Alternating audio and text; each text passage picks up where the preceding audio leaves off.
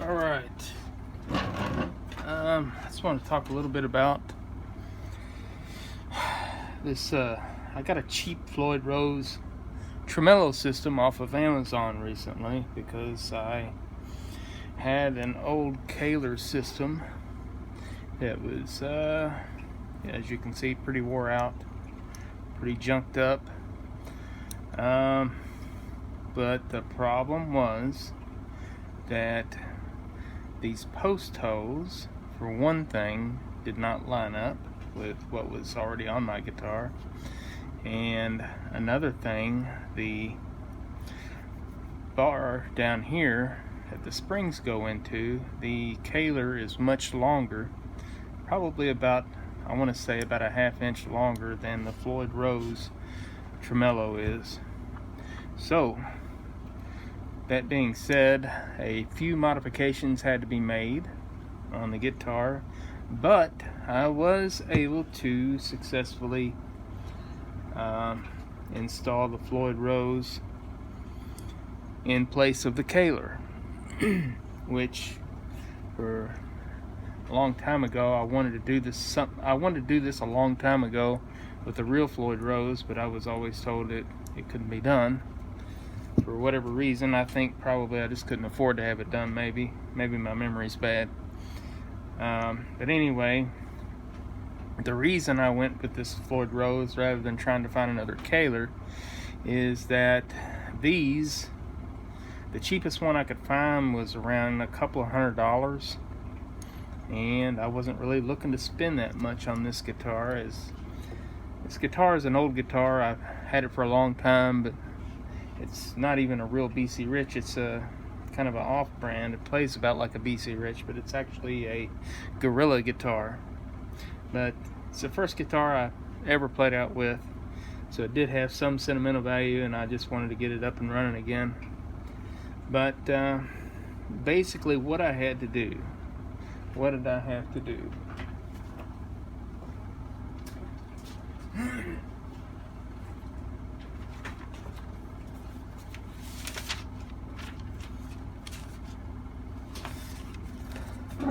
Basically what I was looking at is the post spacing on the Kahler was about 56 millimeters apart.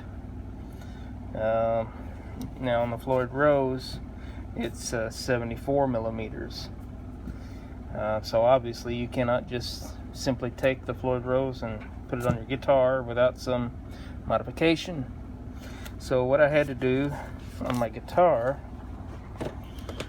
is I had to actually drill some new holes on either side for the insert that your posts actually screw down into.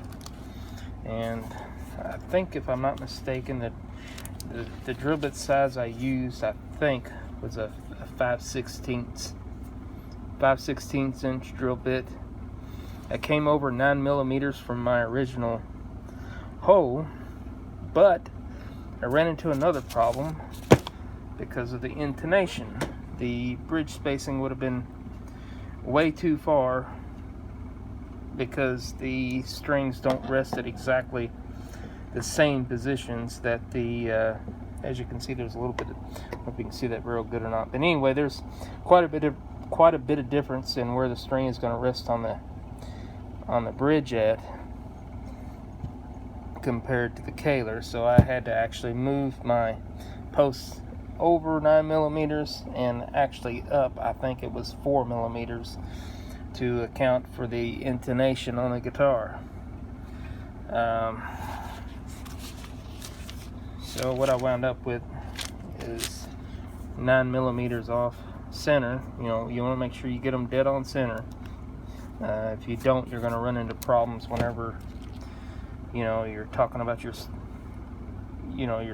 want your strings to be straight down the neck, of course. And if you don't get them exactly centered, then that's not going to be a very good scenario when it comes to trying to play it. As far as the string action went, the string action's still pretty decent. The bridge I was able to adjust my neck to compensate for the slightly raised bridge of the Floyd Rose as opposed to the Kahler. The nut that came with this Floyd Rose was terrible.